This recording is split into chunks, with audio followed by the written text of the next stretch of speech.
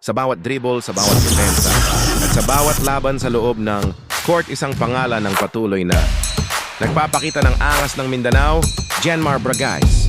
Hindi lang siya basta manlalaro, isa siyang mandirigma na may puso, disiplina at determinasyong hindi sumusuko. Mula sa simpleng pangarap hanggang sa malalaking laban, ipinapakita niya kung bakit matibay ang dugong Mindanao.